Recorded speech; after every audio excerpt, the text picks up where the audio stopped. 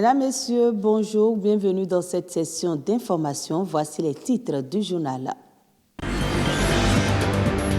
La propreté des villes du Bénin, une préoccupation pour le gouvernement et cela passe par la gestion des déchets.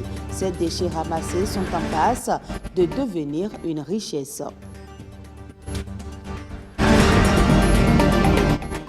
Plus de 3 millions de personnes sont victimes du cancer de la peau sans ou avec mélanome chaque année. Contrairement aux autres pathologies cancéreuses, la prévalence de ce cancer a explosé depuis les années 80.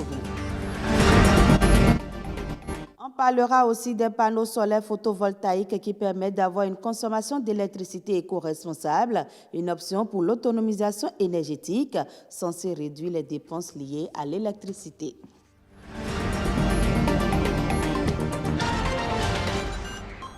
Merci de votre fidélité. Comment évoluent les chantiers d'assainissement du cadre de vie au Bénin?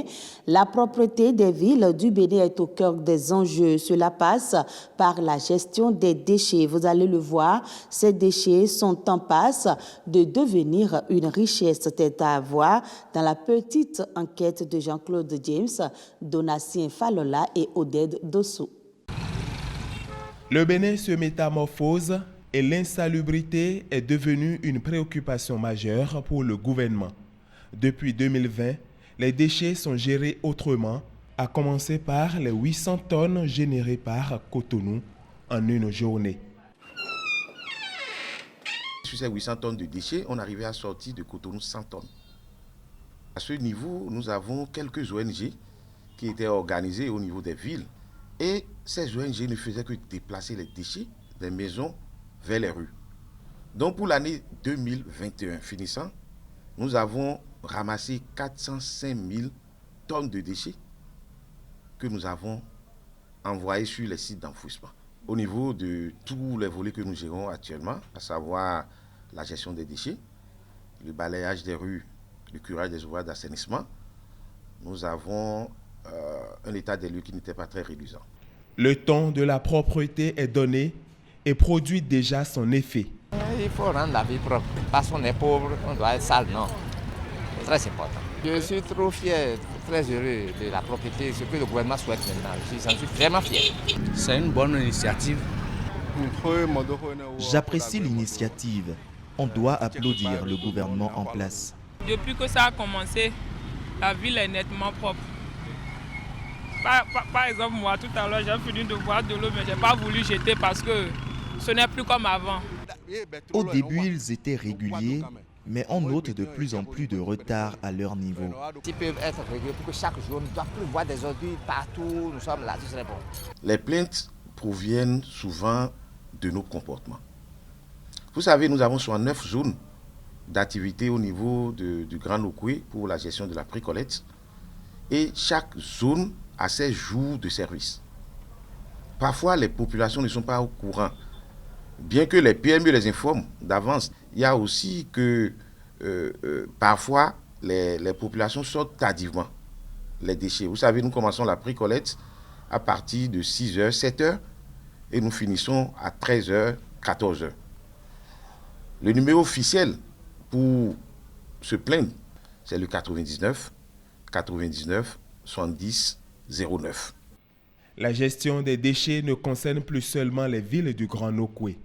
Le projet va s'étendre aux autres communes du Bénin avec de belles perspectives pour les années à venir. Notre objectif dans 5 ans, c'est de faire en sorte que 50% des déchets collectés soient valorisés. C'est d'ailleurs pourquoi nous avons installé sur quelques-uns de nos points de regroupement des unités de tri. Désormais, c'est la SGDS qui gère les bouts de vidange. Et pour cela, le gouvernement a construit 3 stations de traitement de ces bouts. Il y a 2 qui sont complètement achevées, une dans la commune de Sémépoji et l'autre dans la commune d'Abomey-Calavi. La 3e station est en cours d'achèvement à Parakou. Pour réussir la lutte contre ce fléau, la SGDS a décidé de former les enfants au bon geste, comme c'est le cas avec plusieurs ONG dont Aedon depuis quelques années déjà. L'objectif à terme est d'avoir des ambassadeurs pour des villes sans déchets. Dans le monde, plus de 3 millions de cancers de la peau avec ou sans mélanome sont diagnostiqués chaque année. Le cancer de la peau est une pathologie provenant de la division incontrôlée des cellules de la peau. Mais quelle en est la cause et quelles sont les précautions à prendre pour ne plus en souffrir? La réponse dans ce reportage. Le cancer de la peau est la principale cause de décès chez les personnes atteintes d'albinisme. Cette tueuse silencieuse est peu répandue sous nos cieux. Non, je ne connais pas. Je n'ai même jamais entendu ce nom-là. Les produits dépigmentants, là, c'est ça qui peut créer le cancer de peau. Nous sommes tous les jours exposés au soleil. Et vu qu'il y a la pollution actuellement, la couche d'ozone est très fragilisée, donc les rayons ultraviolets percute directement ta peau, ce qui peut amener un cancer de peau. Différents facteurs peuvent accroître les risques du cancer de la peau. Parmi eux, l'exposition au soleil. Néanmoins, d'autres facteurs individuels sont également à prendre en considération. Vous avez aussi l'exposition aux hydrocarbures. Ceux qui travaillent par exemple dans l'industrie du pétrole, chez nous par exemple les vendeurs d'essence, les mécaniciens sont à risque aussi. Vous avez les brûlures, les cicatrices des brûlures qui aussi sont un facteur de risque. Les plaies inflammatoires chroniques aussi. Quand on parle de cancer, il faut parler de consultations fréquentes en dermato chez les sujets caucasiens. Et lorsqu'on a des taches pigmentées, isolées, qui durent, qui grattent, ou bien qui ne cicatrisent pas sur un endroit de la peau, il faut automatiquement consulter. Les produits cosmétiques constituent également un risque pour la peau. Ils contiennent des substances dont les composants sont souvent inconnus. Des cosmétiques qui sont non adaptés, contenant de l'hydroquinone par exemple, ou bien des sels de mercure, ou bien également contenant alors en fait de l'hydroxyde d'aluminium ou des dérivés. On peut avoir à long terme des cellules en fait qui perdent donc alors leur renouvellement spontané. Tôt la maladie est détectée, mieux la prise en charge est efficace. Plusieurs traitements sont disponibles pour traiter le mal. La chirurgie qui est le traitement principal. Vous pouvez aussi avoir la radiothérapie lorsque la chirurgie ne peut pas intervenir. Lorsque vous avez une tumeur large où la chirurgie sera délabrante, on peut passer par la radiothérapie. Et dans les cas de métastase, c'est-à-dire que vous avez la tumeur dans d'autres régions, loin de la tumeur primitive, en ce moment, on utilise la chimiothérapie. Une petite plaie qui ne guérit pas, un nodule rosé ou encore une sensation de brûlure ou de démangeaison. Autant de symptômes qui doivent interpeller. Selon les spécialistes, une prise de conscience des populations est nécessaire pour améliorer le diagnostic précoce du cancer de la peau. En pleine expansion depuis quelques années, l'énergie solaire représente aujourd'hui un enjeu majeur pour le développement des énergies renouvelables. Le Bénin l'a compris et a fait l'option des panneaux solaires photovoltaïques. Mais ce choix est-il une alternative crédible au déficit énergétique? Faustin Daito, expert en énergie renouvelable, nous éclaire sur le sujet. Nous sommes dans un espace géographique qui bénéficie de grands gisements solaires. Donc, c'est normal que nous puissions profiter de cette technologie où, dès le lever du jour, les panneaux solaires commencent à produire de l'électricité et puis nous allons les injecter sur le réseau électrique national. Vous voyez, donc, on renforce le dispositif qui est là, qui produit, et on n'est plus perturbé par les effacements intempestifs non prévus de nos partenaires sous-régionaux qui aussi ont des contraintes chez eux, parce que quand ils ne peuvent pas, ils ne peuvent pas. Ils ne le coupent pas pour nous faire du mal, c'est parce que la technologie peut tomber, ou bien eux-mêmes ils ont des imprévus conjoncturels qui font qu'ils ne peuvent pas nous donner l'énergie, même s'ils le veulent. Donc c'est une stratégie vitale et nécessaire que le Bénin puisse renforcer sa capacité nationale de production Donc la centrale de Ilulu-Lofin de Paubert est venue à point nommé parce qu'il faut offrir de l'énergie de meilleure qualité, à meilleur coût aux citoyens lambda. Et puis, je vous l'ai dit, il y a d'autres projets en cours à travers la coopération du Bénin dans le programme MCA Bénin 2. Et nous avons encore 4 centrales en construction sur Boycon, Parakou, Naïtangdjougou, de le tout faire une capacité au minimum de 50 MW, plus d'autres projets dans le hors réseau qui sont en gestation en ce moment. Et tout ça permet, avec la nouvelle centrale thermique aussi, parce qu'il y aura une centrale thermique numéro 2 aussi, dont le gouvernement a déjà bouclé le financement qui est en cours, nous allons atteindre l'autonomie énergétique et commencer à rêver sur comment exporter l'énergie. Et puis hors du Bénin, l'aide tant attendue dans la région du Tigré en Éthiopie arrive peu à peu. C'est l'accord de cessez-le-feu signé début novembre qui a permis de débloquer la situation. Une situation humanitaire désastreuse liée au conflit et à la famine. Reportage. Au Tigré, des personnes font la queue pour obtenir de l'aide humanitaire. Certains ont fui le conflit plusieurs fois. Nous avons pris nos enfants et nous avons fui.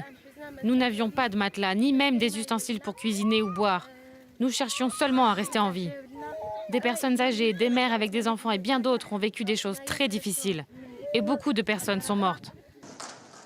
En novembre, après 2 ans de guerre, le gouvernement éthiopien et les rebelles du Tigré ont conclu un cessez-le-feu. Depuis, l'aide humanitaire retourne tant bien que mal au Tigré. Beaucoup d'installations de santé ont été endommagées dans le conflit. Aujourd'hui, les consultations se font à l'extérieur alors que les fournitures médicales et la nourriture manquent. Les enfants de moins de 5 ans souffrent de malnutrition. Nous ne pouvons pas sauver ces enfants qu'avec des médicaments. Ils ont besoin de nourriture. Et pour le moment, nous n'en avons toujours pas reçu. Là, ce qui se passe, c'est qu'on donne des médicaments à ces enfants et ils reviennent le lendemain dans un état encore pire. Nous savons de quoi ils souffrent, mais nous ne pouvons rien faire. Le gouvernement éthiopien nie avoir bloqué l'acheminement de l'aide au Tigré. Des milliers de personnes ont été tuées, des millions déplacées et de nombreux autres manquent de nourriture. Et le reste de l'actualité à l'international, c'est dans Eco Inter qui porte la signature de Charlène Kendiro.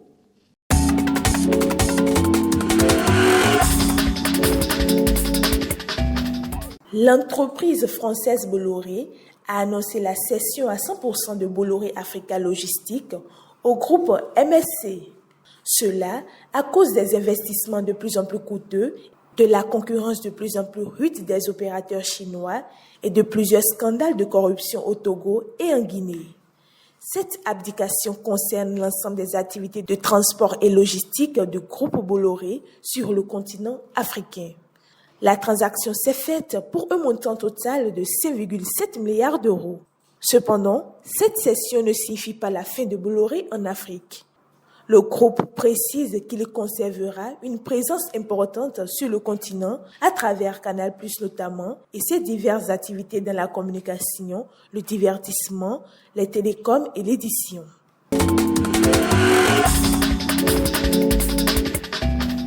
En France, le foie gras, l'une des stars des fêtes de fin d'année, sera en moindre quantité dans les rayons.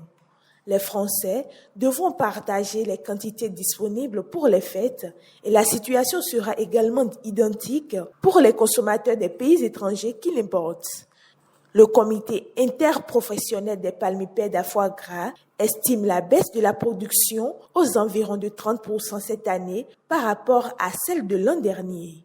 En cause, la grippe aviaire qui s'est installée dans le sud-ouest, les pays de la Loire et le Périgord, les 3 territoires de production en France. Cette baisse de la production a créé un déséquilibre entre l'offre et la demande et a entraîné par conséquence une hausse des prix. Un vrai séisme pour la filière qui représente 100 000 emplois directs et indirects en France.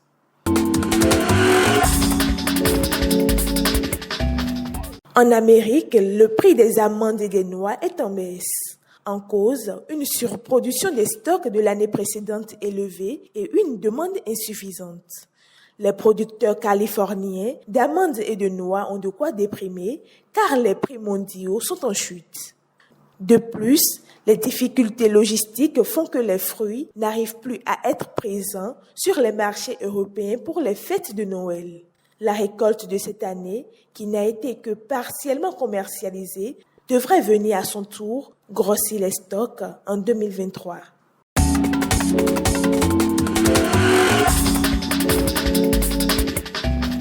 Et ce sera tout pour ce journal, à revoir sur le site de l'ORTB, www.ortb.bj. Merci à vous de l'avoir suivi.